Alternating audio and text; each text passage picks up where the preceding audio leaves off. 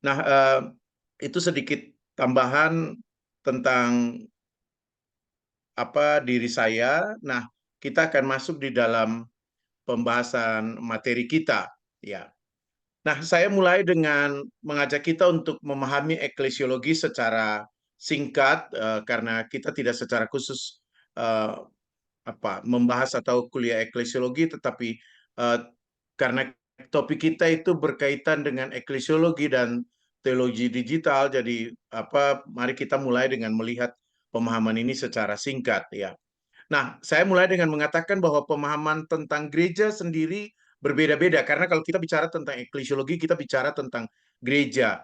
Tapi pemahaman tentang gereja itu sendiri berbeda-beda, sehingga itu juga berdampak pada praktik di dalam gereja, ya. Saya mengutip apa yang dikatakan oleh Kierkegaard. Dia katakan setiap pembicaraan tentang kesatuan gereja membutuhkan sebuah pemahaman yang mendasar tentang gereja, dan tanpa mengetahui bentuk organisasi gereja yang ingin disatukan, kamu tidak dapat menyatukan entitas-entitas yang ada. Ya. Karena setiap gereja memiliki keunikan. Saya lebih senang menyebutkan keunikan-keunikan daripada perbedaan, karena kalau mau dibilang berbeda tidak sungguh-sungguh berbeda, tapi mungkin lebih terkesan unik aja gitu. Jadi punya keunikan-keunikan sehingga tidak bisa semua sama persis begitu, dan kita bisa ada dalam kesatuan yang mudah seperti yang kita harapkan, ya. Nah, saya misalnya mengatakan gini, misalnya dari pengalaman saya melihat gereja-gereja Lutheran di Jerman itu sudah mempraktekkan perjamuan kudus untuk anak-anak, gitu kan.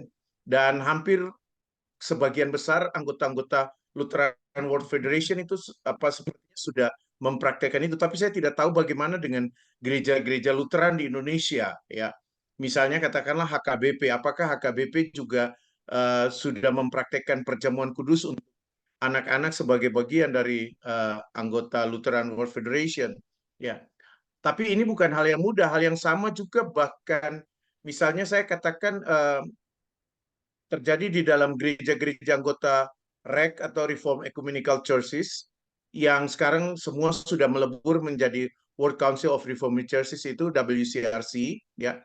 Nah, gereja-gereja ini seperti misalnya kalau di Indonesia itu ada Gereja Kristen Jawa, lalu ada eh, Gereja Kristen Indonesia, lalu ada GKSBS, itu Gereja Kristen Sumatera Bagian Selatan, lalu ada Gereja Kristen Sumba misalnya.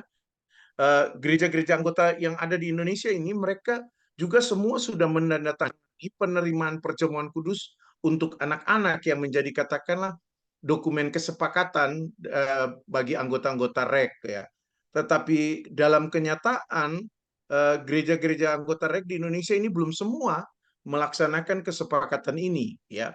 GKI masih ada yang masih berdiskusi, masih eh, ya belum bisa memutuskan apakah anak-anak sudah bisa ikut perjamuan kudus atau belum, ya. GKJ, Gereja Kristen Jawa, juga belum semua bisa ya memutuskan hal ini. Jadi ada diskusi di sana dan tidak mudah untuk mengatakan bahwa ya semua bisa dilakukan, ya. Nah, jadi itu yang terjadi, ya.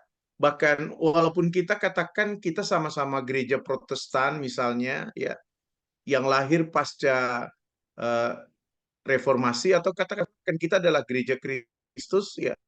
Tapi tidak semua gereja yang ada di dunia ini menjadi anggota World Communion of Churches misalnya, ya. Karena pemahaman yang berbeda terhadap keberadaan WCC, ya. Kelebihan C-nya satu. WCC, ya. Bahkan gereja Katolik sudah pasti tidak ingin bergabung dengan WCC karena alasan-alasan historis dan juga pemahaman-pemahaman yang ada. Tapi kita bersyukur bahwa ada komisi-komisi yang bisa mempertemukan antara WCC dengan gereja Katolik, sehingga kita misalnya melihat dalam percakapan-percakapan bisa menghasilkan dokumen-dokumen seperti dokumen 5 yang kita kenal juga dengan dokumen BEM, itu Baptism Eucharistic Ministry, ya. Jadi Itu yang terjadi ya. Tapi kita juga lihat bahwa kadang-kadang ada hal-hal yang bisa membuat kita bisa dengan mudah juga mengambil bagian dalam ikatan-ikatan atau hubungan karena merasa ada unsur-unsur atau katakanlah ada hal-hal yang bisa membuat kita satu begitu ya. Saya misalnya memberi contoh Huria Kristen Batak Protestan itu kan kalau kita melihat tradisi yang dibawa dari Jerman oleh Ludwig Ingwer Nommensen itu yang dibawa oleh Ludwig Ingwer Nommensen itu kan tradisi UNIR atau Union ya, yang merupakan apa katakanlah komunitas gereja yang muncul sebagai penyatuan pasca ketegangan antara kelompok Lutheran dan kelompok Reform itu ya. Jadi lalu muncul kelompok UNIR atau Union dan itulah Ludwig Ingwer Nommensen membawa itu karena dia berasal dari komunitas gereja itu ya. Jadi sebenarnya kan Huria Kristen Batak Protestan atau HKBP yang lahir dari penginjilan Nommensen ya katakanlah mendapatkan benih UNIR itu. Namun saat ini kita lihat bahwa ya karena uh, mungkin alasan tertentu lalu kemudian bergabung dengan organisasi Lutheran World Federation ya. Artinya bahwa pada hakikatnya gereja HKBP kalau menurut saya bukan gereja Lutheran karena dia mendapatkan tradisi Lutheran World Federation walaupun ada yang mengatakan bahwa tradisi Lutheran juga nanti datang kemudian ya dalam sejarah itu. Tapi ya saya mengatakan ada hal-hal yang kadang-kadang bisa membuat kita sulit untuk ada dalam kebersamaan sebagai sebuah gereja ya walaupun kita katakan kita ini gereja Tuhan ya ada yang gereja yang nampak, gereja yang tidak tampak, gereja yang institusional ya. Tapi ya kita melihat bahwa tidak mudah untuk ada dalam persekutuan bersama sebagai sebuah gereja ya. Nah, saya juga katakan munculnya berbagai aliran gereja seperti Pentakosta Karismatik atau Free Church ini kemudian juga memperlihatkan kepada kita bahwa tidak ada pemahaman yang tunggal tentang gereja sebagai sebuah organisme atau institusi ya.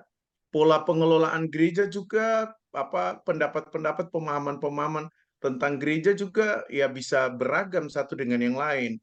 Dinamika tentang bagaimana melihat sakramen, bagaimana melihat liturgi ini juga menjadi sangat beragam. Karena itu saya katakan berbagai pemahaman inilah yang kemudian membuat cara mengelola gereja baik uh, praktik ritus atau kultus dalam hal ini liturgi dan juga tata kelola gereja juga semakin beragam sehingga dalam kerangka eklesiologi kita melihat bahwa ada proses ada dinamika yang beragam di sana terkait dengan hal ini ya. Nah, tapi kita sadar betul sejak awal bahwa sebagaimana teologi harus kontekstual, maka eklesiologi juga harus kontekstual, gitu kan? Mengapa demikian? Ya karena kalau kita bicara eklesiologi sebagai gereja, gereja itu dia ada di tengah-tengah dunia, dia bergumul dengan berbagai macam keanekaragaman dunia, tetapi dia di satu sisi harus taat kepada Allah yang merupakan kepala gereja, tetapi dia juga harus bagaimana melihat dunia ini sebagai tempat di mana dia hadir dan dia bertumbuh dan berkembang sehingga bagaimana tradisi-tradisi itu juga bisa dikembangkan secara kontekstual ya. Karena itu misalnya tidak mudah membangun eklesiologi di Asia. Saya mengutip pemikiran Peter Cepan ya. Dia katakan kalau kita mau membangun eklesiologi di Asia, dia katakan pertanyaannya Asia yang mana gitu kan. Karena tidak semua gereja di Asia punya konteks yang sama, punya pergumulan yang sama misalnya ya.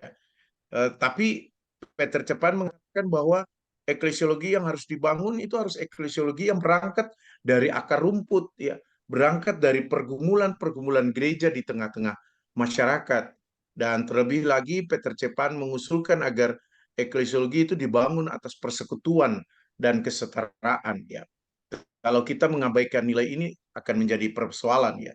Nanti di bagian akhir pun saya menutup materi ini dengan pemikiran yang serupa soal persekutuan dan kesetaraan ini ya. Nah, begitu pula dikatakan cara mendefinisikan kekristenan itu juga berbeda-beda dengan definisi yang dibuat umumnya, gitu kan.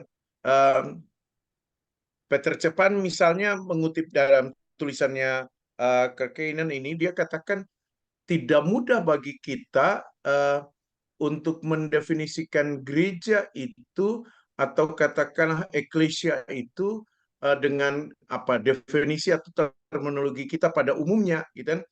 Eh, Kalau kita bilang gereja itu adalah orang-orang yang percaya dan mengikuti Kristus, nah pertanyaannya apakah semua harus menjadi warga gereja? Ya, jadi misalnya yang dikutip oleh Kerkeinen ini, dia katakan misalnya kelompok-kelompok yang ada di India misalnya, itu yang dikutip itu kelompok-kelompok yang ada di India, yang mereka menamakan diri mereka sebagai non-baptized believers in Christ itu. Gitu.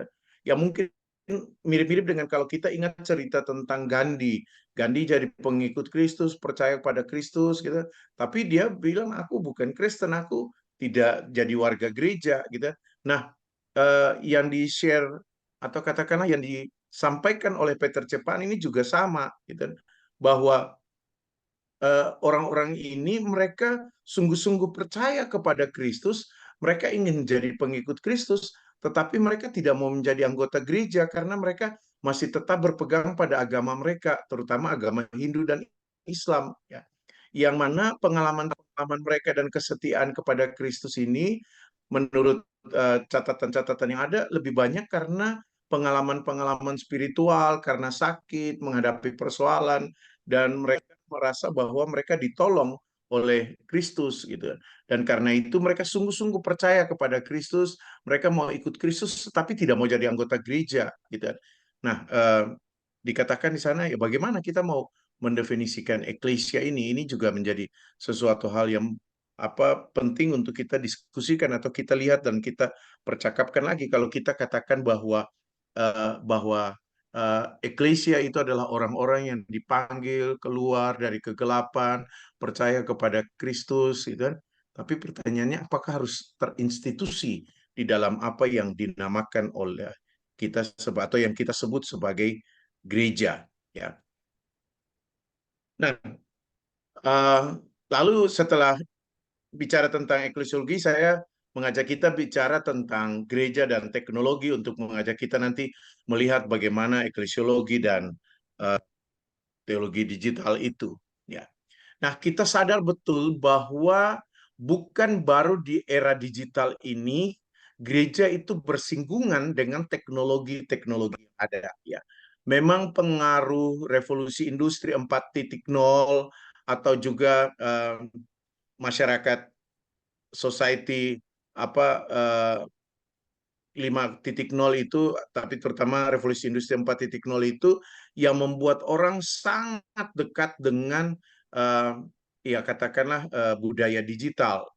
Tapi sebenarnya sudah cukup lama kita bersinggungan dengan budaya-budaya digital ini atau memanfaatkan teknologi untuk karya-karya pelayanan gereja ini. Jadi gereja sebenarnya sudah akrab lama dengan teknologi, cuma yang belakangan ini kita lihat berkaitan dengan uh, ya kuatnya pengaruh budaya digital dalam gereja, terutama nanti melihat bagaimana dengan artificial intelligence dan sebagainya itu ya.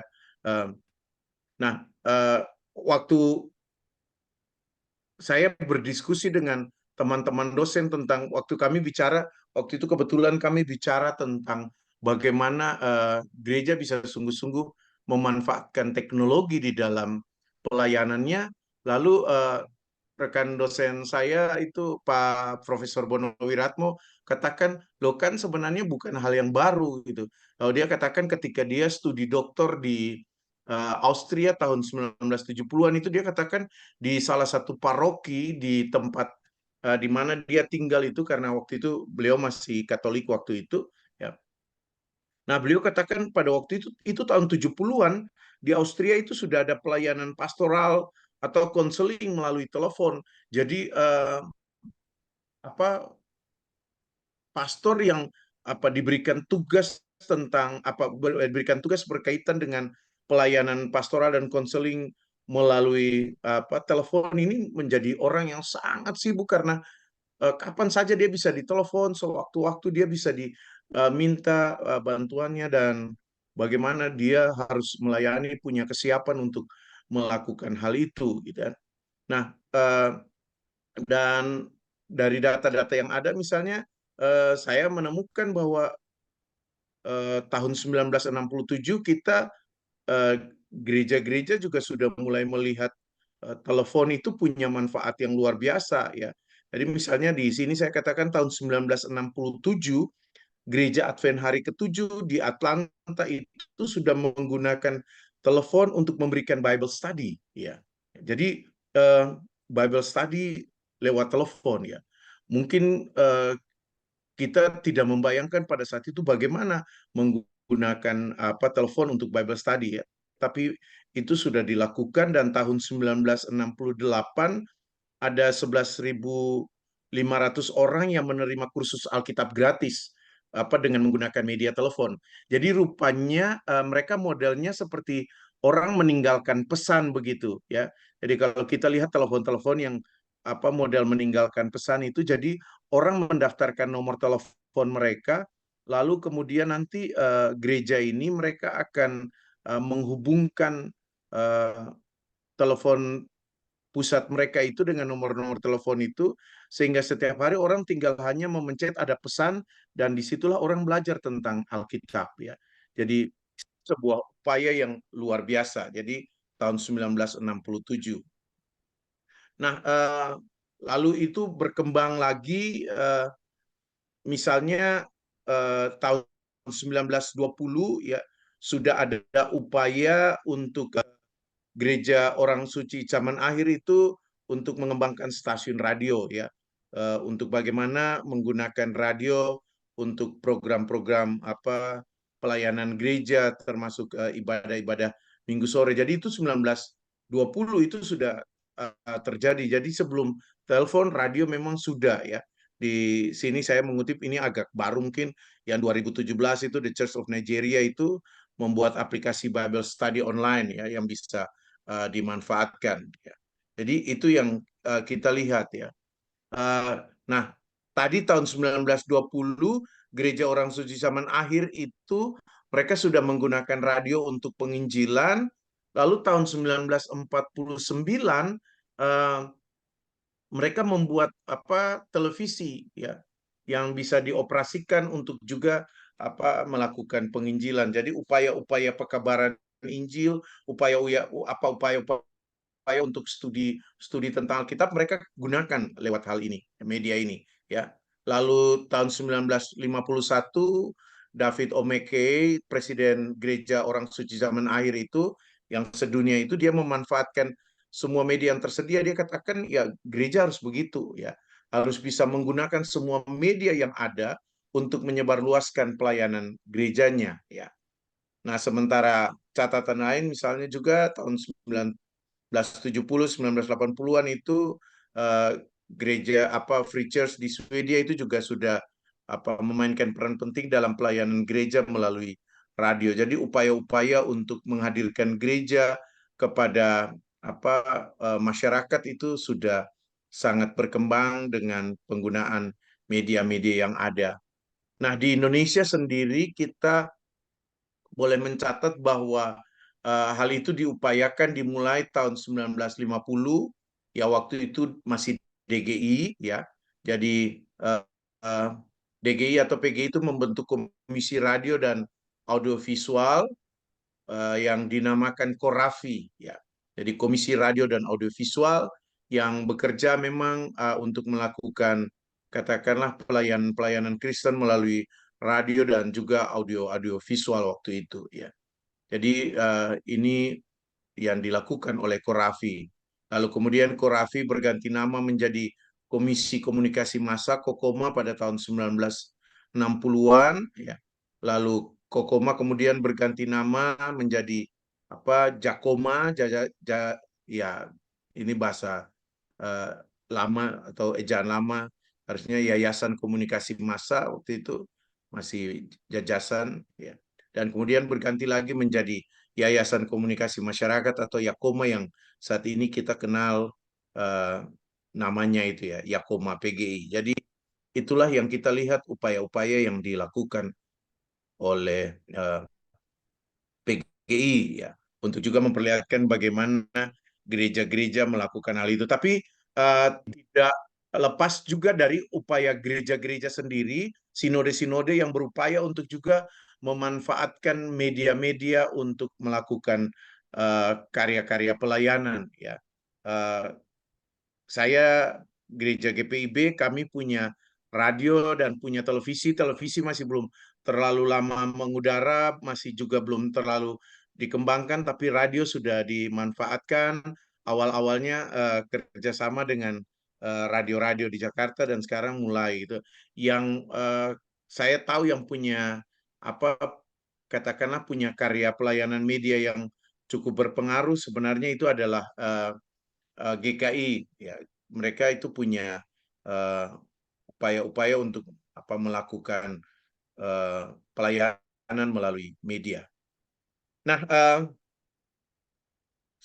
tapi boleh dikatakan seiring dengan perkembangan teknologi, terutama yang tadi sudah disebut-sebut tentang revolusi industri 4.0 itu, lalu kemudian ditambah dengan datangnya pandemi COVID-19, kita melihat bahwa lalu bagaimana gereja sungguh-sungguh dipengaruhi oleh teknologi dan gereja harus bisa menyesuaikan diri dengan teknologi yang ada dan mau tidak mau gereja harus memanfaatkannya untuk bisa hadir ya. Kalau tidak memang uh, akan jadi masalah di sana ya.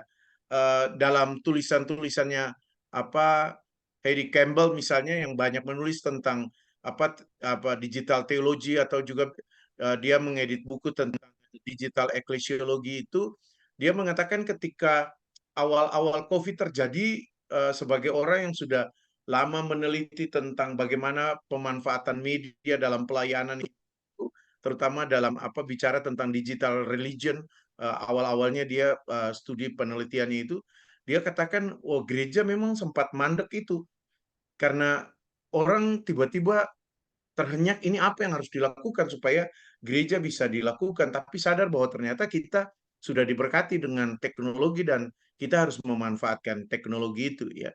Jadi saya katakan di sini COVID-19 itu betul-betul menantang gereja untuk bisa tetap eksis melaksanakan misinya di tengah-tengah situasi pandemi ya. Walaupun ya mungkin ada juga satu dua gereja yang tidak terlalu melihat pandemi itu sebagai eh, sesuatu yang ya katakanlah yang harus menghambat pelayanan gereja ya. Ketika saya membahas soal pandemi dan media ini dalam kuliah misiologi bersama-sama dengan mahasiswa saya dan mereka sharing tentang pengalaman-pengalaman bagaimana pelayanan gereja di tengah-tengah pandemi itu wah beragam cerita muncul di sana ya.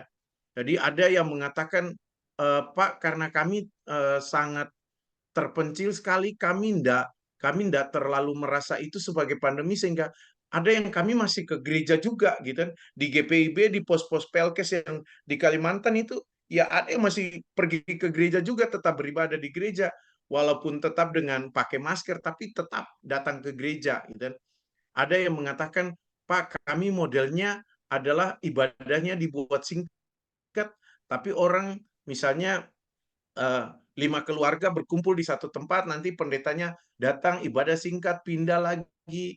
Ya, ada yang dikatakan ada yang merekam khotbahnya pendeta, lalu kemudian dibawa ke orang-orang yang punya gadget yang bisa dipakai itu dibawa, lalu nanti mereka beribadah, menyanyi dan kemudian nanti dengar khotbah pendetanya, gitu kan. Saya membayangkan seperti dulu ya para misionaris yang meninggalkan catatan-catatan khotbahnya karena harus pergi kemana-mana dan dibaca oleh para tua agama atau para tua-tua gereja itu. Jadi modelnya seperti itu. Ada yang mengatakan kami tidak punya peralatan Pak untuk eh, melakukan katakanlah siaran melalui YouTube.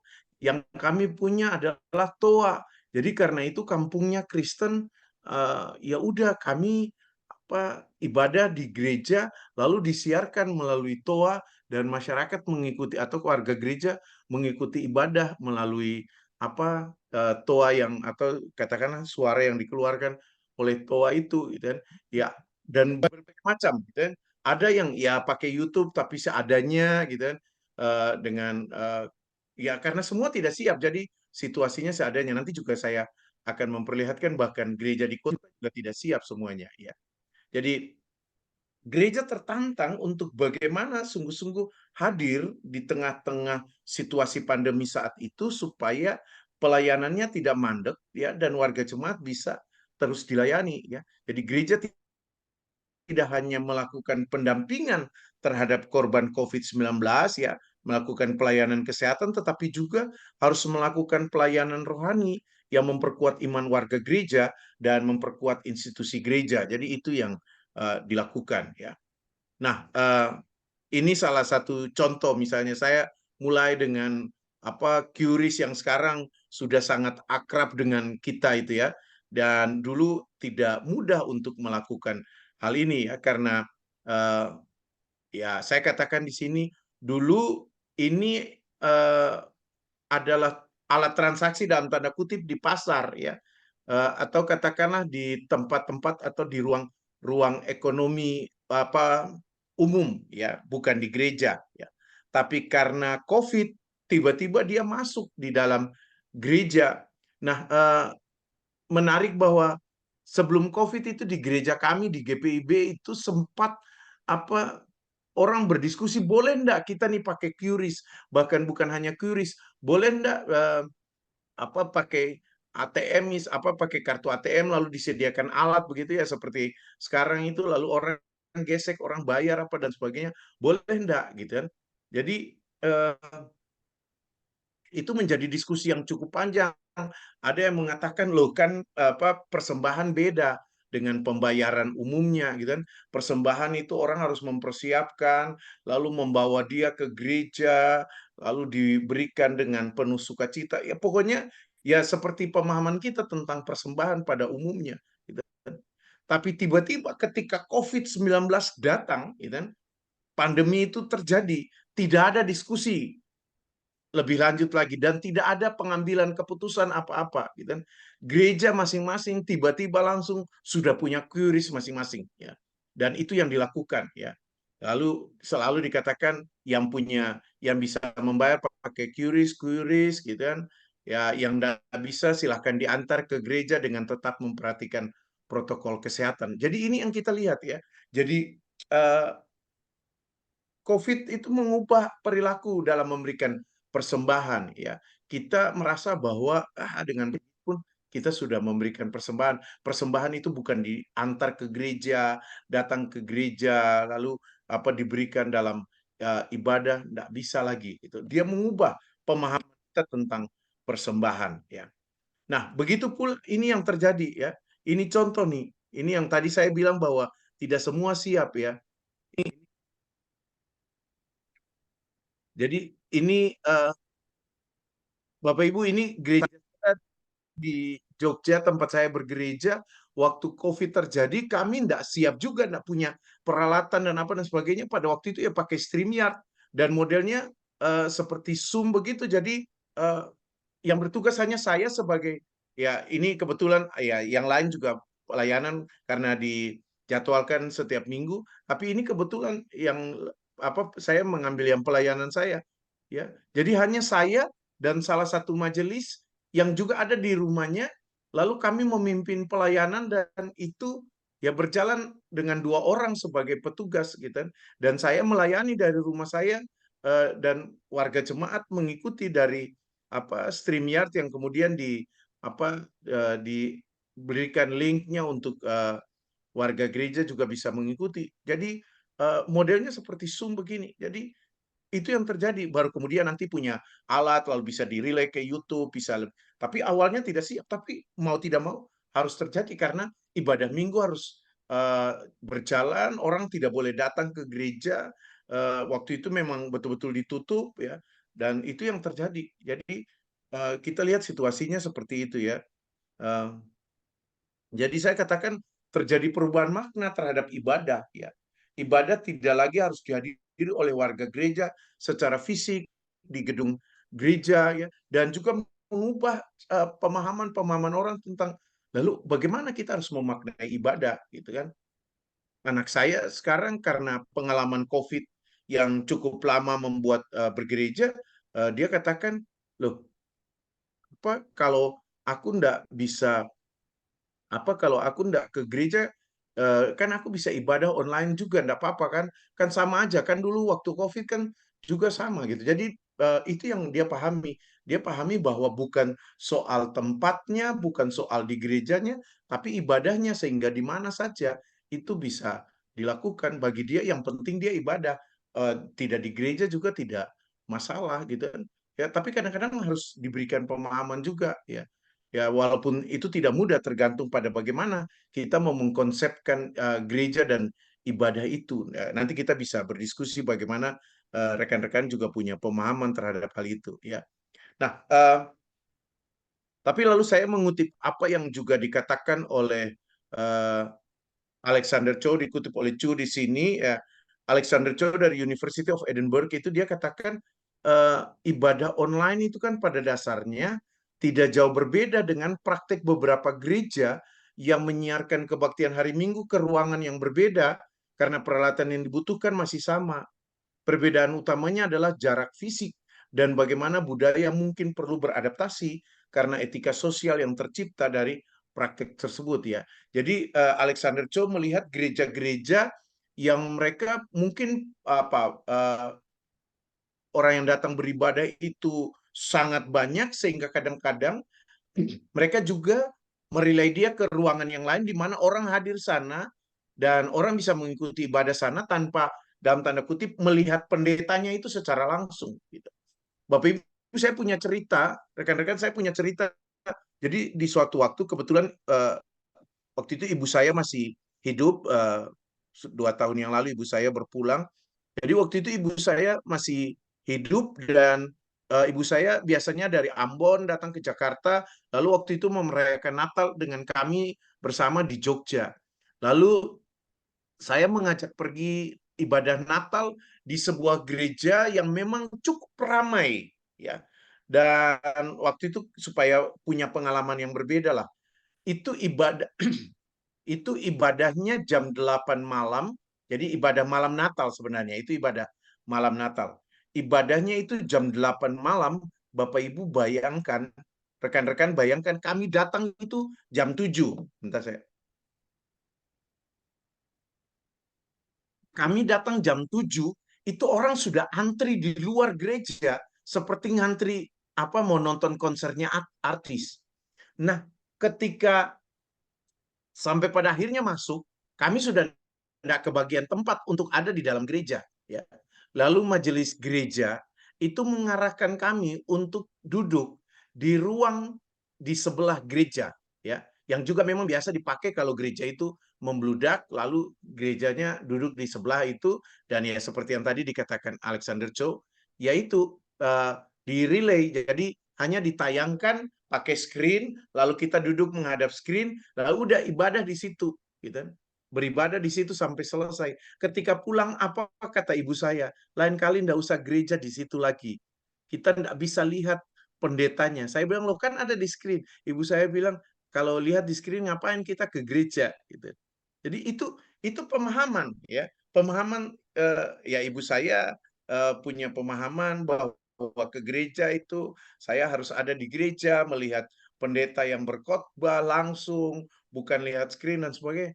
Ya, tapi ketika pandemi terjadi, ibu saya ya harus menikmati bahwa ibadah nontonnya ya istilahnya saya pakai begitu atau ngelihatnya ya dari televisi atau dari layar laptop ya karena sama sekali tidak berbeda di situ lalu berubah juga cara berpikirnya dan merasa bahwa ya memang harus harus seperti ini tapi lalu merasa bahwa ya karena situasinya begini tapi setelah pandemi berakhir ya kembali lagi ke gereja karena merasa tetap tidak bisa menerima bahwa ibadah itu hanya orang berhadapan dengan screen, orang hanya berhadapan dengan layar. Ibadah itu itu orang harus ada di dalam gereja, berjumpa secara fisik satu dengan yang lain dan melihat pengkhotbahnya langsung, itu yang dipahaminya gitu.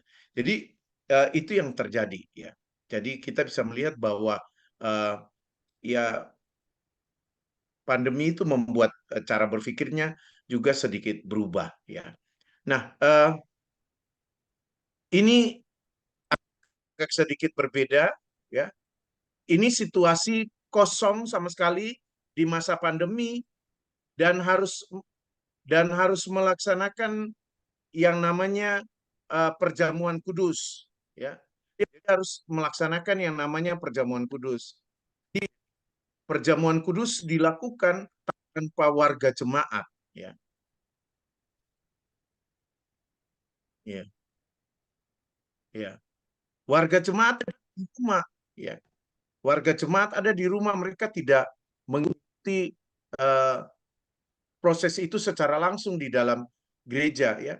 Jadi masing-masing di rumah, bahkan menyediakan gereja tidak bisa menyediakan seluruh kebutuhan perjamuan kudus. Mereka diminta untuk ya menyediakan apa yang ada, bisa roti, ya bisa bisa ubi, ya bisa teh, ya bisa air putih saja ya. Dan itu yang dipersiapkan warga gereja terkait dengan bagaimana proses mereka mengikuti perjamuan kudus. Mohon maaf saya colok dulu karena baterai mau habis. Iya, jadi ini juga ada perubahan tentang bagaimana apa yang biasanya menjadi praktek gereja itu juga mengalami perubahan apa makna dan pola pelaksanaannya juga menjadi berbeda. Pendeta ada di gereja, warga jemaatnya ada di rumah untuk melaksanakan perjamuan kudus. Jadi terjadi perubahan makna terhadap tradisi yang ada seperti perjamuan kudus ya. Dan gereja harus membuka diri terhadap pelaksanaan perjamuan kudus ini ya. Nah, saya juga lalu kemudian mengutip pernyataan Kalidacu yang mengatakan bahwa kelemahan pelaksanaan ekaristi secara daring di Katolik, makanya di Katolik memang tidak ada pelaksanaan itu selama tidak ada pelaksanaan ekaristi selama uh, pandemi COVID yang tinggi itu ya, karena pemahaman bahwa uh, pelaksanaan ekaristi secara daring di Katolik itu tidak dapat menggantikan realitas inkarnasi sakramen-sakramen ya, terutama berkaitan dengan kehadiran tubuh Kristus di dalam gereja dan juga di dalam ekaristi. Dalam pemahaman ini, tubuh dan darah Kristus diyakini hadir di dalam elemen-elemen yang disucikan ya. Nah, tapi ini bukan hanya di Katolik, Bapak Ibu. Saya misalnya melihat bahwa beberapa gereja, di beberapa gereja seperti misalnya di GKI juga, saya temukan itu di GKI. Di GKI untuk beberapa waktu sama sekali tidak ada pelaksanaan perjamuan kudus karena juga pemahaman bahwa ya harus dilaksanakan eh, di gereja, tidak bisa dengan cara jemaat hadir di rumah dan mengikuti perjamuan kudus, itu tidak bisa seperti itu. Jadi cukup lama gitu. Jadi ini menjadi diskusi juga di kalangan gereja-gereja ya. Nah, ini contoh yang lain lagi bagaimana COVID lalu mengubah cara pandang kita tentang struktur bergereja, pola bergereja. Ini saya kutip apa yang terjadi dengan jemaat atau sinode gemit gereja di Injili di Timur, yang karena tetap harus melakukan persidangan sinode, mereka melaksanakan persidangan sinode secara online gitu kan. Jadi ada yang di kantor sinodenya, ada yang di beberapa tempat, tapi mereka tidak ngumpul semua, tapi tidak ada semua orang seperti biasa di tempat yang sama untuk melaksanakan sidang sinode ya. Kami di sinode GPIB juga melakukan hal yang sama dengan ya membuat proses daring dan luring ya. Jadi ada beberapa orang di gereja tertentu ya, ada yang mengikuti bisa dari rumahnya atau dari gereja ya, mengikuti proses ini secara online ya. Jadi cara kita memahami tentang persidangan gereja dan pengambilan keputusan itu juga lalu berbeda juga, dan ini memperlihatkan bagaimana kita memaknai gereja di sini, ya. Nah, jadi saya katakan di sini COVID-19 itu memang membuat gereja beradaptasi dengan ruang digital karena tidak ada jalan keluar lain dan media sosial harus menjadi ruang digital yang penting dan gereja memanfaatkan ruang tersebut, ya, ruang digital, ya. Dan memanfaatkan ruang digital atau program platform online itu akan memberi akses yang lebih besar kepada semua orang, terutama menurut Seram Amenensi itu terutama kepada kelompok-kelompok disabilitas, ya.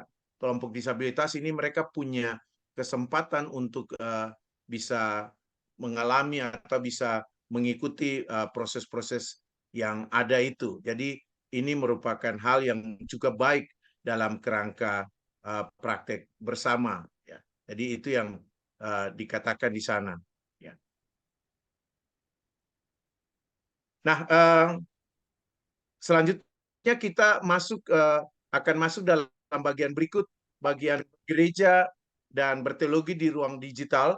Tapi mungkin sebelum saya lanjut, mungkin ada respon atau ada tanggapan dulu dari rekan-rekan sebelum uh, lanjut berkaitan dengan dua bagian yang sudah saya sampaikan di awal tentang uh, memahami eklesiologi secara ringkas dan juga tentang uh, gereja dan teknologi dan juga COVID-19 dan upaya memanfaatkan media. Mungkin ada yang mau memberikan respon, ada yang memberikan tanggapan, kita bisa berdiskusi aja dulu supaya tidak terlalu Baik, panjang. Mari silakan. baik Pak Oce, supaya tidak terlalu padat juga nanti Iya, betul. di Ya, pikiran ya. para mahasiswa kita ini. Baik juga kalau kita berdiskusi sejenak. Ya, Pak tadi. Situmorang, mohon maaf bisa ditampung dulu soalnya saya ke Ya, toilet sebentar. oh iya iya Iya, iya. Silakan iya. silakan.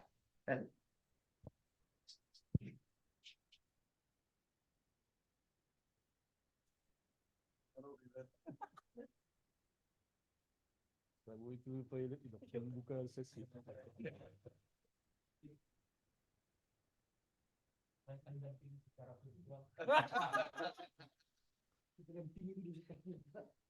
Dan itu nggak bisa online yang ke toilet itu.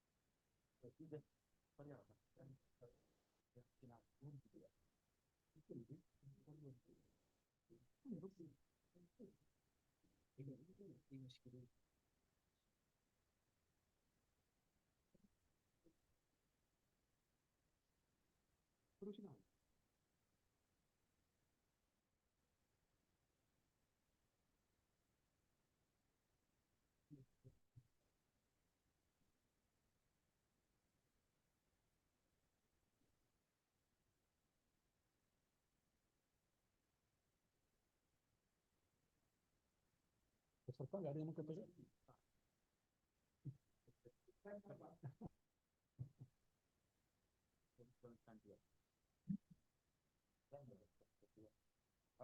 Hiburan. Betul cuma.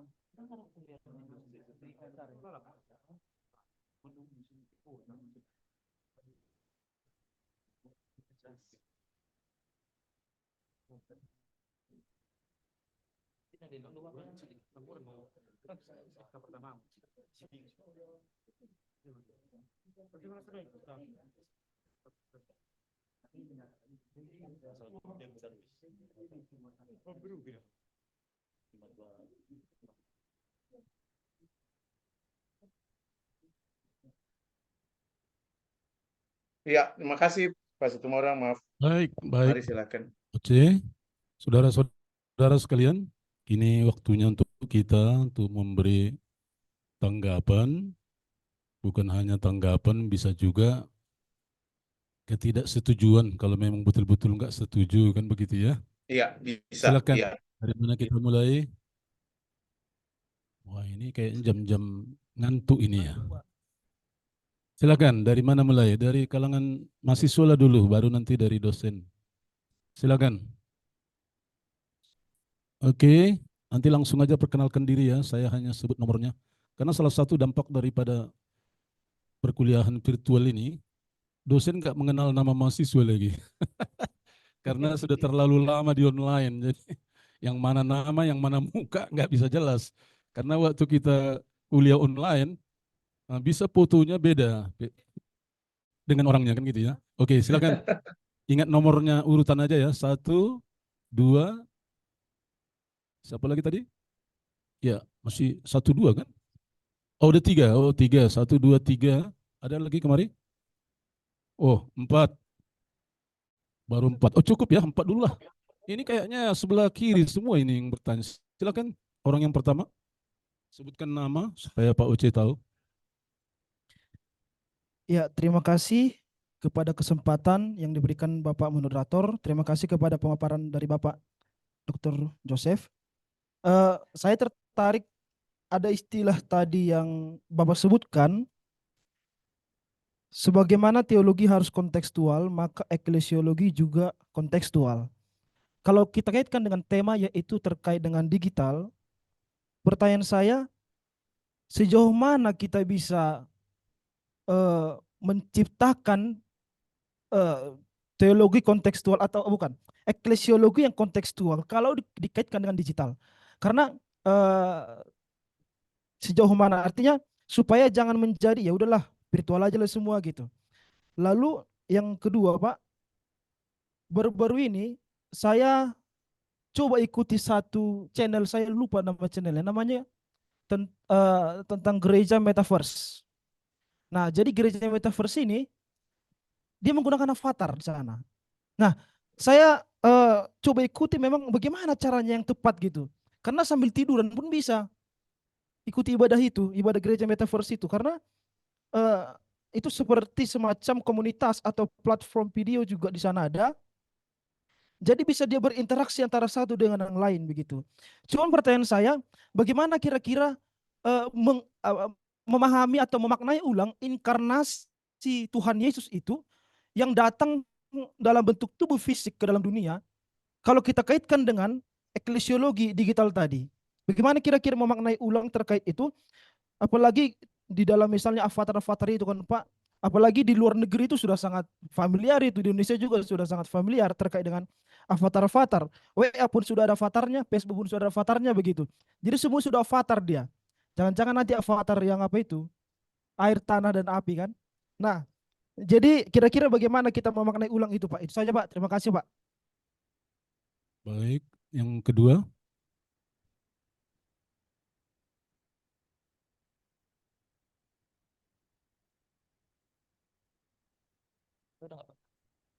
Ya, terima kasih buat Bapak moderator dan juga Bapak narasumber.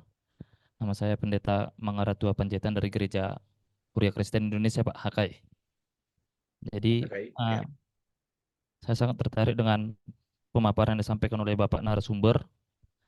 Bagaimana perjumpaan gereja dan teknologi itu sudah tercatat dari tahun 60-an, 67, 70, dan di Indonesia dari tahun 50, di mana DGI sudah merumuskan tentang suatu bentuk komunikasi dalam pemberitaan Injil melalui radio dan sampai sekarang yang kita kenal Yakomah. Jadi dengan begitu Pak, saya mau melihat bahwa memang dengan dampak ini tentu perkembangan semakin terus berjalan tentang perjumpaan gereja dengan teknologi, terkhusus dengan digital, apalagi dalam era tahun 2020-an ini banyak sekarang gereja-gereja yang sudah membangun kerjasama dengan pihak luar, contoh dengan Onuricus, yang dimana adanya gerakan baca Alkitab secara digital, Pak. Dan gereja HKM memang sudah membangun kerjasama ke situ ya. Nah, Gebada ya, Gebada. Jadi Pak, ini yang saya mau lihat bahwa tentu seperti yang bagaimana Bapak katakan tadi bahwa pada umumnya kita gereja terkhusus di lokal, kalau kita katakan seperti kami yang berada dalam wilayah Sumatera Utara ini Pak, yang dimana mengakui sebagai gereja Lutheran, tentu apabila kita melihat bahwa dalam perkembangan untuk upaya pemberitaan Injil dengan menggunakan teknologi digital ini, tentu ada suatu dampak. Kalau tadi Bapak terangkan bahwa ketika COVID-19 terjadi, maka ada perubahan yang terjadi. Dan itu sangat integral dalam tugas pelayanan gereja. Sebagaimana pemaparan yang Bapak sampaikan tentang pemberian persembahan, perjamuan kudus, dan yang lainnya. Jadi bagaimana kita bisa memaknai ini Pak di tengah-tengah kita bisa merumuskan bahwa ajaran atau iman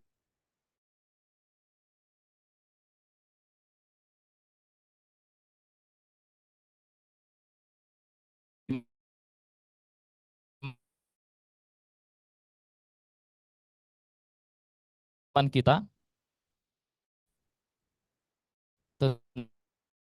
tentang pemberitaan Injil itu lagi tadi Pak. Sehingga tugas kita sebagai pelayan melakukan pelayanan secara digital tadi Pak. Kira-kira itu yang mau saya sampaikan Pak. Terima kasih Pak. Oke, terima Baik, kasih. silakan orang. Terima kasih Pak. Nama saya Pendeta Melda Haryanja dari Gereja Metodis. Saya pikir soal digital tentang pandemik, saya pikir itu sudah berlangsung dan kita sudah sudah beradaptasi dengan itu. Malah sekarang kita beradaptasi kembali kepada situasi semula begitu. Untuk kembali memulai semula yang tidak pandemik itu, malah ini sekarang yang menjadi tantangan bagi kita. Dengan situasi pandemik menjadi kebablasan dengan digital. Efeknya begini, saya berpikir, tadi saya tanya teman saya apakah LAI yang membuat Alkitab terjemahan versi baru kedua itu sudahkah beredar begitu? Karena kalau memang masih kita mengikuti digital, bukan berarti saya dibilang tidak up to date dengan perkembangan zaman, lalu kita katakan, oh bisa saja nih pakai handphone. Nah, handphone kan masih pakai terjemahan yang lama begitu. Lalu LAI yang sudah menciptakan terjemahan baru dua itu, bukankah di situ akan mandet karya itu, terjemahan baru dua itu, bukankah di situ akan stop, berhenti? Bukankah ya memang dengan perubahan-perubahan itu yang akan menolong kita sebenarnya begitu. Jadi menurut saya yang perlu saya tanyakan bagaimana dengan keadaan ini. Kalau kita tetap terus mempertahankan, yuk ini sudah era digital dong. Kita harus tinggalkan yang namanya bawa Alkitab segala macam. Lalu LAI berarti kita tidak setuju dan tidak mendukung untuk itu. Menurut Bapak bagaimana? Terima kasih Pak. Ya, Baik, terima kasih Bu Pendeta. yang keempat, terakhir. Terima kasih Pak Moderator dan juga Bapak Joseph. Saya Pendeta Utasoid menanggapi atau memberikan sumbangan pemikiran tentang teologi digital dan eklesiologi yang telah dipaparkan oleh Bapak pembicara kami. Pandemi itu membuat semua harus berubah dan gereja bahkan kita harus kreatif bertransformasi dengan adanya pandemi yang telah kita lalui bersama. Nah, pandemi itu sudah stop, Pak. Pandemi sudah stop, tapi ketika sikap kita pada saat menghadapi pandemi kemarin itu masih terbawa sampai sekarang. Khususnya buat kalangan muda, anak-anak muda di gereja kita. Bahkan jujur di gereja saat ini jemaat tidak banyak lagi bawa Alkitab ke gereja. Di handphone itu sudah tersedia semua. Nah, tindakan yang kita jaga ketika handphone itu menjadi kita legalkan dalam gereja bisa membuat itu tidak jemaat tidak fokus lagi terhadap ibadah. Mereka sudah buka ini, buka itu pada saat ibadah itu. Nah, yang menjadi pertanyaan saya, Pak, apakah ketika kita tidak menentukan sikap, nah ketika masa pandemi katakanlah kita bisa fleksibel terhadap situasi karena memang harus dipaksa untuk bisa menerima perubahan itu. Nah, pandemi itu sudah stop. Apakah ketika kita membiarkan ini tidak mengurangi rasa kecintaan jemaat kita, warga jemaat kita, khususnya anak-anak muda saat ini terhadap rasa hormat mereka terhadap gereja. Termasuk tadi yang sudah Bapak paparkan tadi, kasih persembahan juga sudah ditransfer lagi sekarang. Mereka beribadah di rumah. Yang penting saya sudah kasih persembahan saya. Nah, demikiankah pemahaman kita tentang gereja yang sebenarnya? Sebagai kita katakan para teolog atau pemuka atau pemimpin gereja. Demikian, Pak. Baik, terima kasih. Ini waktunya untuk Pak Oce, silakan Pak. Iya, terima kasih Pak Situmorang. Iya, Bapak Ibu, rekan-rekan, saya mau mulai dengan mengatakan begini. Alat itu sangat bergantung dari cara bagaimana kita menggunakannya. Ya. Ya. Ada yang pernah ketika jadi mahasiswa S1 atau sampai udah jadi mahasiswa S2 ini pernah dipukul dengan buku? Atau dilempari buku oleh dosennya misalnya? Ada yang pernah? Pertanyaan saya, apakah buku itu dibuat untuk lempar-lemparin orang? Atau buku itu dibuat untuk mukul-mukul orang? Atau fungsinya apa? Ya, fungsinya kan jelas. Buku untuk dipakai, dipergunakan, dibaca, ya, atau untuk menulis dan sebagainya. Ya. Kami sekelas pernah ketika waktu saya masih S1 itu, gitu. Waktu masih S1 itu karena ya namanya masih awal-awal itu pada berisik, apa yang terjadi? Dosen lempari kami dengan penghapus yang kayu itu. Rekan-rekan bisa bayangkan kalau kena ke kepala seseorang misalnya dilempar begitu aja kena kepala seseorang pasti jadi masalah gitu kan. Padahal penghapus itu ya dibuat untuk menghapus tulisan di papan bukan untuk melempari orang gitu kan. Saya seringkali mengatakan karena seringkali diminta ceramah juga tentang bagaimana perkembangan teknologi ini dan pelayanan gereja. Saya katakan sebenarnya kita diperhadapkan pada bagaimana kita memanfaatkan alat itu dengan benar. Gitu. Saya katakan contoh paling sederhana misalnya adalah juga pisau misalnya. Saya katakan pisau di tangan seorang yang jahat dia akan fungsinya negatif, gitu. Tapi di tangan seorang chef, ya, di tangan seorang chef, pisau itu akan punya makna yang luar biasa, punya manfaat yang luar biasa, ya. Ya di tangan ibu-ibu di dapur ya cuma hanya buat motong bawang, ya buat motong sayur. Ya tergantung pada bagaimana kita memanfaatkan hal itu. Nah, saya katakan media juga gitu. Pada dasarnya kita harus mengakui bahwa ada sisi negatif, ada sisi positifnya. Tinggal bagaimana kita melakukan pendekatan pemanfaatan media itu. Ya. Nah, saya lalu menghubungkan itu juga misalnya dengan tadi beberapa pertanyaan rekan-rekan misalnya tentang Alkitab.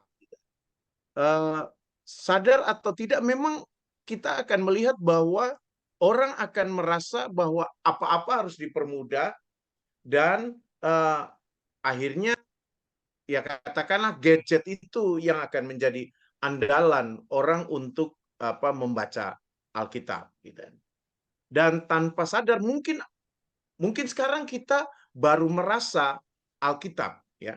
Mungkin sekarang kita baru merasa Alkitab gitu. Tetapi di dalam kehidupan bergereja tanpa sadar beberapa hal sudah tergeser. Mungkin karena Alkitab itu begitu sakral gitu ya. Dalam tanda kutip saya katakan gitu, Alkitab begitu sakral ya.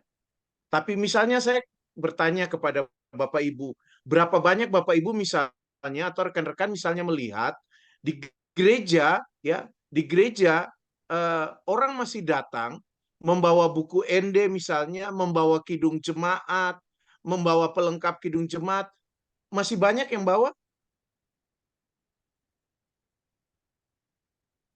Saya yakin sudah berkurang. Karena apa? Karena gereja udah menyediakan slide juga, gitu kan? Gereja udah menyediakan slide, gitu kan?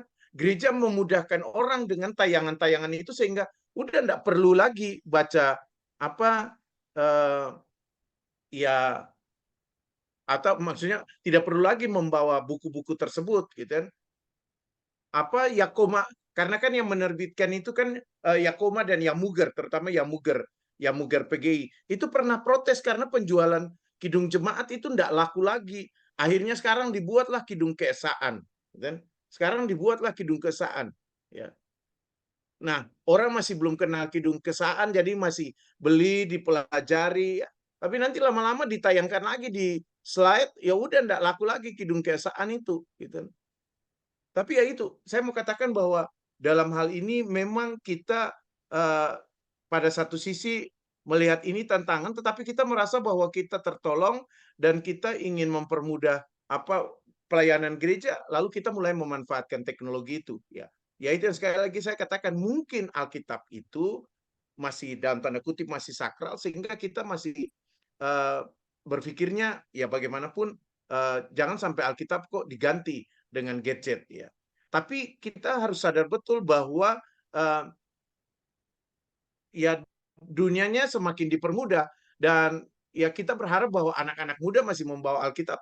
Tapi paling tidak kita harus membuka ruang juga untuk ya lebih baik dia masih membaca Alkitab walaupun di tabletnya dia atau di HP-nya dia, daripada dia enggak baca sama sekali, gitu kan. Walaupun ada yang menginstal Alkitab di gadgetnya tapi jarang dibaca juga, tapi kita berharap itu, gitu.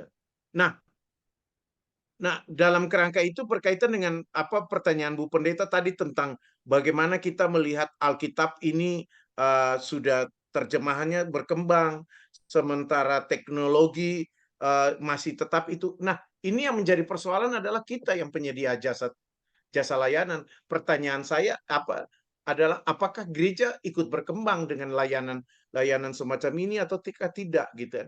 Nah, memang betul yang jadi persoalan adalah kadang-kadang ekonomi, kadang-kadang soal keuangan. Ya, saya pernah katakan dengan Pak Anwar, kira-kira Pak Anwar Chen, saya pernah katakan ke Pak Anwar Chen waktu peluncuran Alkitab TB2 di Jogja, saya tanya, apakah nanti Alkitab TB2 ini juga akan muncul di aplikasi Alkitab digital yang punya LAI, karena kan LAI juga punya aplikasi Alkitab itu. Dikatakan, wah belum tahu, tapi ya ini proyeknya harus nutup dulu, gitu. Nah, ini kan persoalan juga, gitu. Jadi teknologi bagaimana dia sudah sangat berkembang, tetapi kadang-kadang karena dalam tanda kutip kepentingan ekonomi, ya kita masih belum mau juga mengembangkan hal ini, karena mungkin yang tadi saya katakan khawatir kalau di aplikasi-aplikasi, terutama misalnya aplikasi punya TBLI itu diinstal juga Alkitab TB2, orang sudah tidak akan beli lagi Alkitab TB2 ini. Sementara untuk biaya nutupnya masih diperlukan juga untuk nutup biaya percetakan dan biaya penerjemahan dulu itu masih dibutuhkan. Jadi kadang-kadang kita tidak bisa melihat sesuatu hanya dari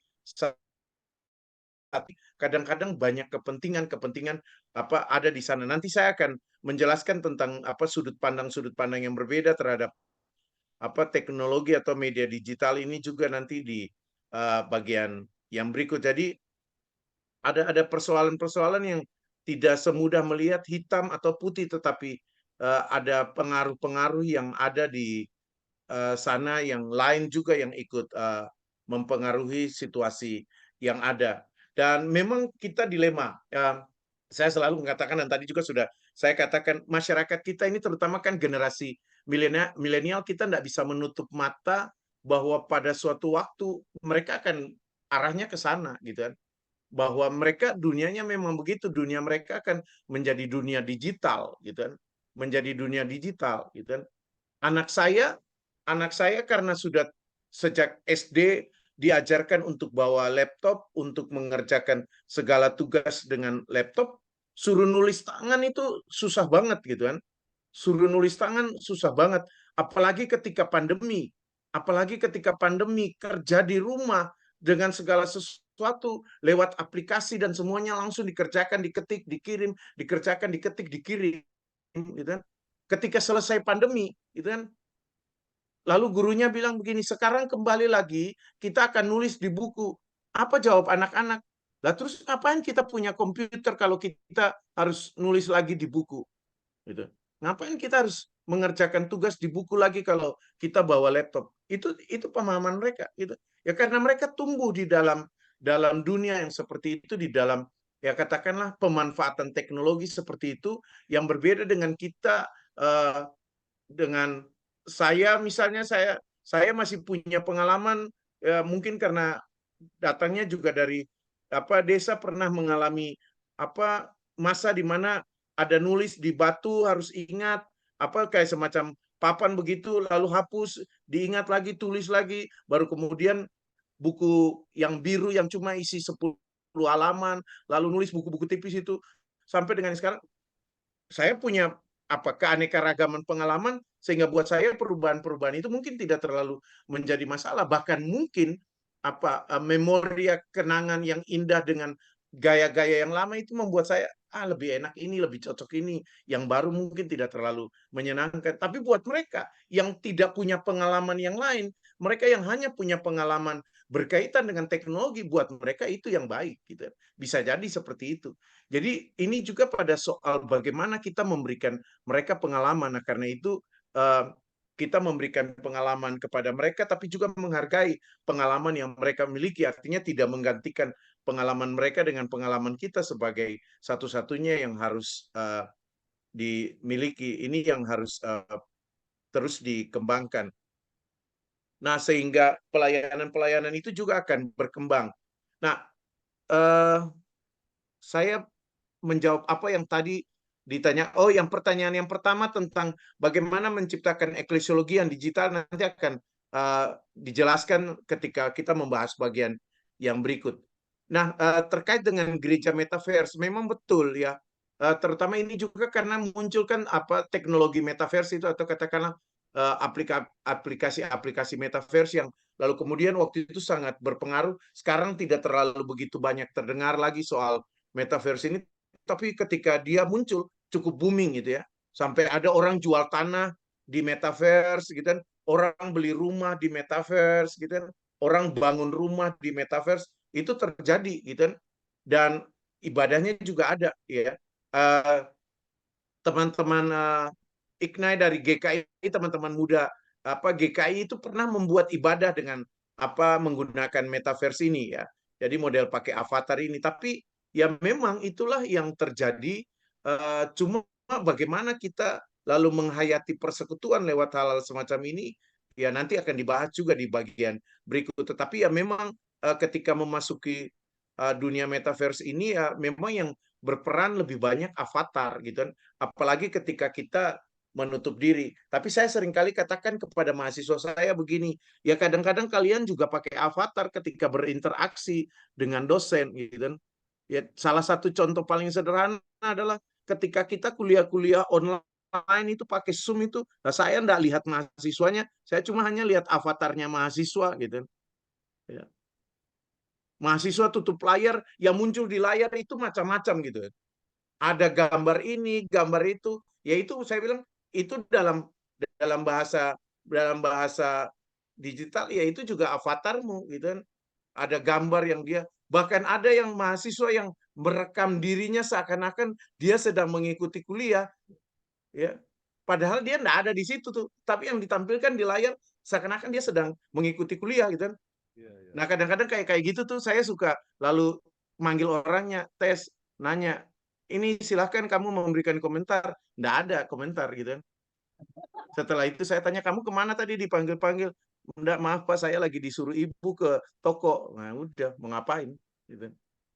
Jadi itu yang terjadi. Jadi kadang-kadang kita memakai sesuatu yang lain untuk menghadirkan diri kita, lalu kita bersembunyi di belakang apa ikon-ikon yang kita pakai itu, tapi itu yang terjadi. Dan saya enggak tahu rekan-rekan pernah mengalami hal itu enggak dalam perkuliahan itu ya, bersembunyi di balik layar apa ikon-ikon dan gambar-gambar itu sementara entah di mana berada gitu kan.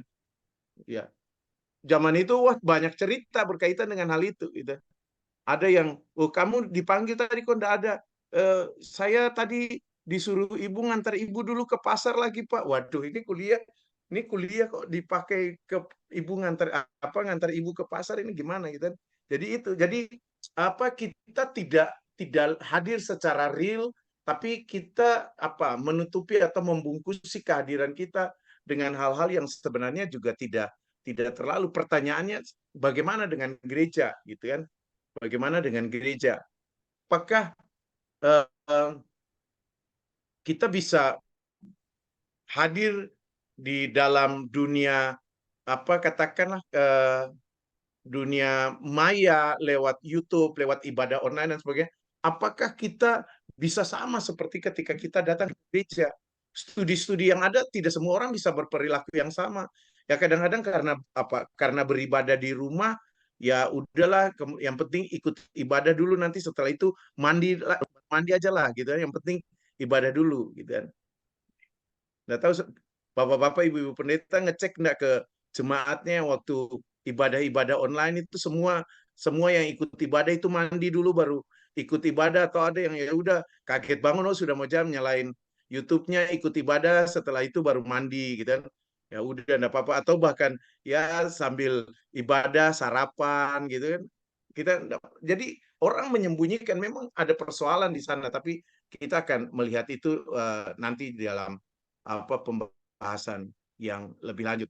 Nah, bagaimana menyikapi hal ini? Ya beberapa pertanyaan nanti saya akan coba jawab dia di dalam pembahasan bagian yang berikut. Nanti kalau misalnya tidak terjawab atau merasa kok belum terjawab, nanti silakan ditanyakan kembali. Terutama juga misalnya terkait bagaimana membangun rasa cinta jemaat kepada apa gereja kalau kita menyikapi situasi pasca pandemi ini dan bagaimana bergereja di situasi pasca pandemi ini.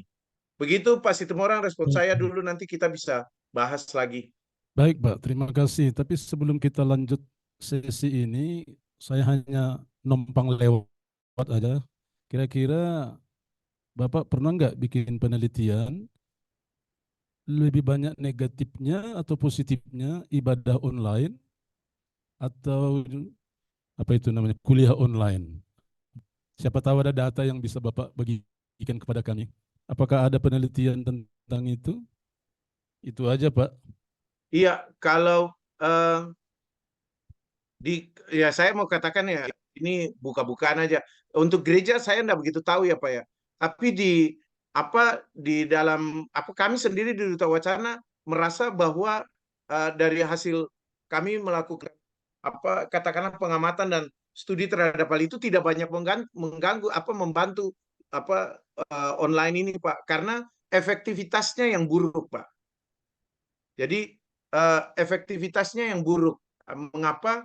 Karena yaitu yang tadi saya katakan mahasiswa tidak sungguh-sungguh hadir, bahkan kuliah online itu dimanfaatkan untuk hal-hal yang lain-lain gitu. Saya enggak tahu di STT Abdi Sabda bagaimana, tapi ya di Duta Wacana itu juga terjadi bukan hanya di Fakultas Teologi, di fakultas yang lain itu apa teman-teman yang melakukan kajian-kajian itu mendapatkan hal itu. Jadi ada yang ya yang memang serius ya tidak semua tidak serius sih. Ada beberapa yang serius yang selalu membuka kameranya, mengikuti perkuliahan sampai selesai, tapi boleh dibilang dari katakanlah misalnya saya punya 50 mahasiswa, itu hanya yang buka kamera itu hanya paling sekitar 10 sampai 15 orang gitu. Di sesi akhir ayo buka kamera kita foto bersama. Ada yang alasan, "Wah, ini kameranya lagi gini, kameranya lagi gini." Padahal banyak sekali alasan. Jadi efektivitasnya itu enggak ada. Diajak diskusi itu susah sekali gitu. Kalau kalau perkuliahan langsung itu kan misalnya saya melihat dari proses saya sendiri. Kalau kuliah langsung, saya bisa berinteraksi dengan mahasiswa, saya bisa bertanya, mereka jawab seadanya, saya bisa umpan balik dan bertanya lagi dan seterusnya, dan dia bisa berjalan gitu, bisa berjalan. Tapi selama kuliah online itu boleh dikatakan frustasi kalau kita mau bertanya terus ke mahasiswa, karena lebih banyak diam, sudah ndak lihat wajahnya, ndak dengar suaranya, ditanya ndak ada respon, ya, cuma paling dipakai ikon jempol, nah itu udah mau gimana gitu, ikon jempol atau tanda terima kasih, kan, ikon terima kasih, udah itu aja gitu. Tapi mahasiswanya Jadi juga ya.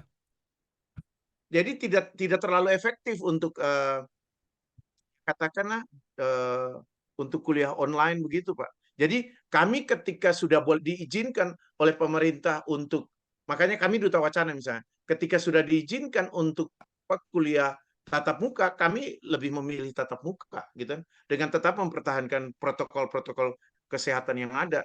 Iya. Baik Pak, terima Gitu. kasih. Kita bisa lanjut Pak, silakan Pak. Iya. Iya. Ya, saya izin share screen lagi untuk materi selanjutnya.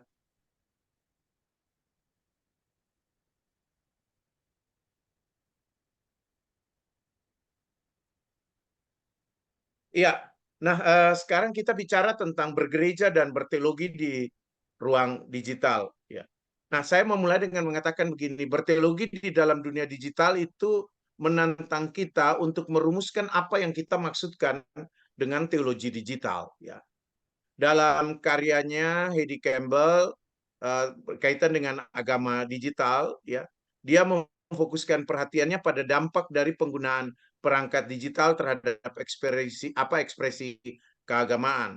Jadi Heidi Campbell ingin mengajak orang-orang yang menggunakan teknologi atau katakanlah media-media online untuk katakanlah mengajarkan agama atau untuk yang berhubungan dengan agama, untuk melihat sejauh mana perangkat-perangkat digital ini bisa mengekspresikan kebutuhan beragama itu, ya. Jadi itu yang dilakukan. Jadi misalnya dibedakan antara agama online dan juga nanti jadi istilahnya dibedakan antara online religion dan religion online, ya, misalnya, ya. Nah, tapi di sini saya jelaskan dulu. Jadi agama online itu dilihat sebagai kemampuan organisasi keagamaan untuk melewati beberapa keterbatasan agama offline, ya. Jadi dari studi-studi Heidi Campbell, dia mengatakan bahwa kita tidak pernah bisa pindah begitu saja, ya. Tetapi dikatakan agama online itu mengisi keterbatasan yang tidak bisa dilakukan oleh agama offline, ya, atau lokasi offline atau otoritas offline, ya, dengan menyediakan sumber daya online untuk penganut agama yang berbeda, ya. Dalam studi misi misalnya dilihat bahwa bagaimanapun kita ada kesadaran bahwa masyarakat kita ini kan berkembang, gitu kan. Masyarakat kita ini kan menjadi masyarakat yang sangat mobile saat ini, ya.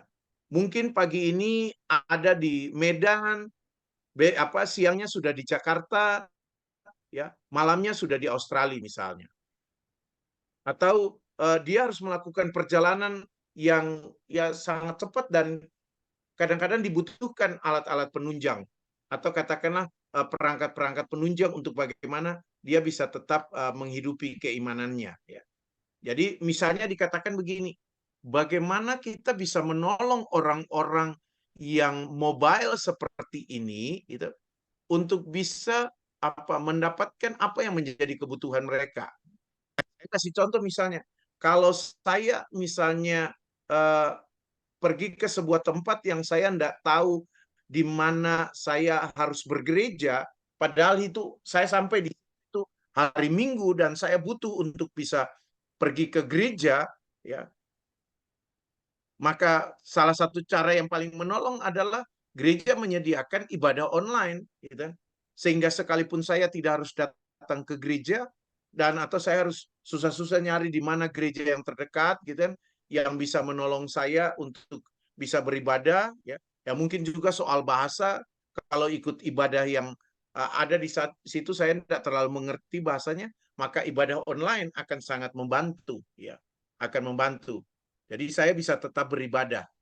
Tapi kalau saya ada di sebuah tempat yang dimana saya tahu di mana gerejanya dan di mana saya bisa beribadah, ya tidak akan jadi masalah gitu. Atau misalnya saya sedang butuh nih renungan gitu. Saya sedang punya ya katakan kebutuhan untuk menenangkan diri, butuh renungan. Nah, padahal saya eh, tidak mendapatkan renungan yang belum tentu bisa menemukan renungan yang pas untuk hal itu. Tapi kalau gereja punya media-media yang bisa menyediakan hal itu, kan saya tinggal searching aja dan oh ini cocok nih, saya ingin dengar renungannya. Lalu kemudian saya belajar dari renungan itu. Nah, disitulah dikatakan yang tadi dimaksudkan juga dengan eh, agama online, katakanlah pemanfaatan perangkat-perangkat online itu menutupi keterbatasan atau kekurangan yang tidak bisa disediakan oleh yang offline itu gitu. Jadi itu yang dimaksudkan di situ. Jadi lebih pada saling melengkapi, bukan meniadakan. Lebih dari pada saling melengkapi.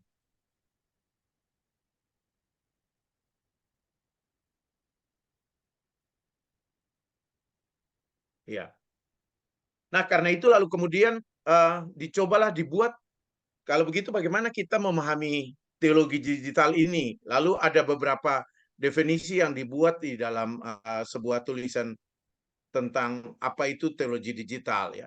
Lalu ada yang mengatakan teologi digital itu adalah maksudnya adalah menggunakan teknologi digital di dalam kelas atau untuk komunikasi ketika mengajar teologi sebagai sebuah disiplin ilmu ya. Jadi misalnya kayak kita sekarang ini ya, kita belajar teologi ya, dan kita menggunakan teknologi digital untuk belajar bersama karena kita punya keterbatasan ruang dan jarak ya. Saya ada di Jogja, Ibu Bapak, rekan-rekan ada di Sumatera, di Medan, atau ada di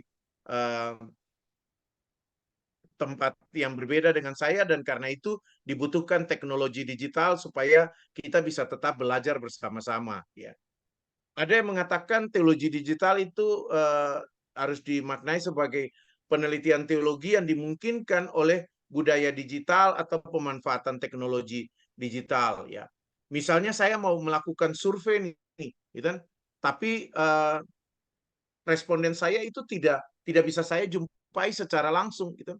Nah sekarang ya saya bisa memakai media-media yang ada, gitu. Saya telepon, ya, saya video call, ya, atau saya buat focus group discussion, saya pakai Zoom, lalu kita kumpul, kita diskusi, sehingga dari situ saya mendapatkan data-data atau bahan-bahan yang dibutuhkan. Ya. Jadi dikatakan di sana, disitulah fungsi teologi atau bagaimana memaknai teologi digital.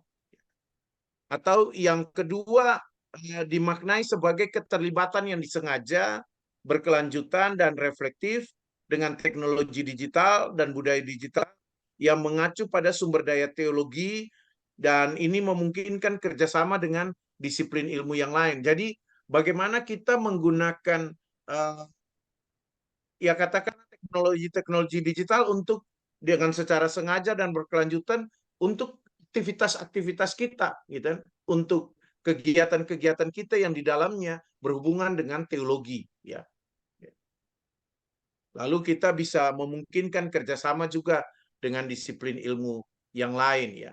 Jadi misalnya kita menggunakan Zoom untuk belajar tentang sesuatu dalam kaitan dengan teologi, tapi misalnya kita melibatkan juga pakar psikologi, ya, atau misalnya pakar hukum, lalu kita diskusi bersama, kita memahami bersama, atau misalnya kita mau bagaimana melihat gereja dari sisi sosiologi, atau melihat gereja dari sisi yang lain, lalu kita memanfaatkan teknologi digital yang ada, ya.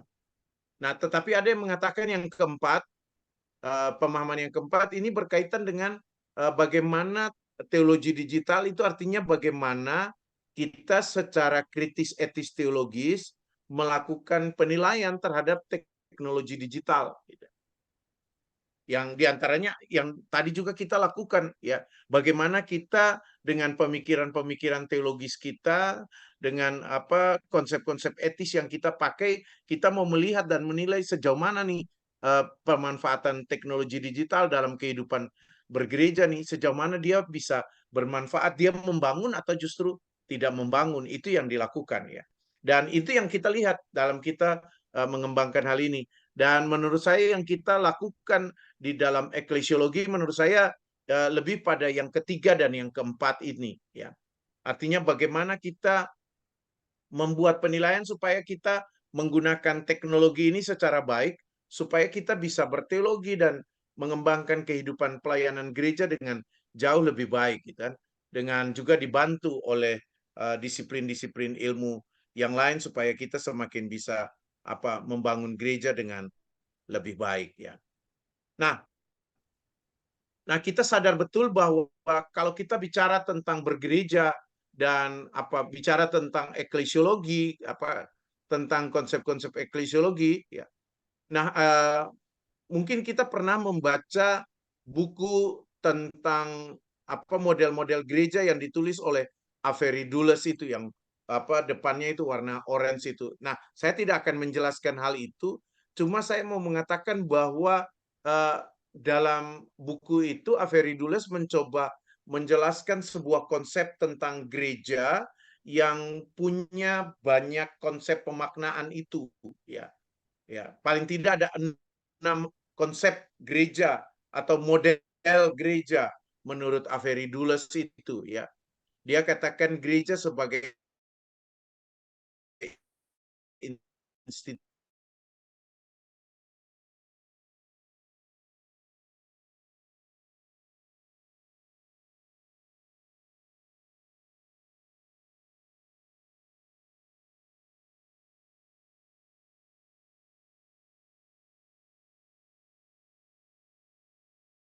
itu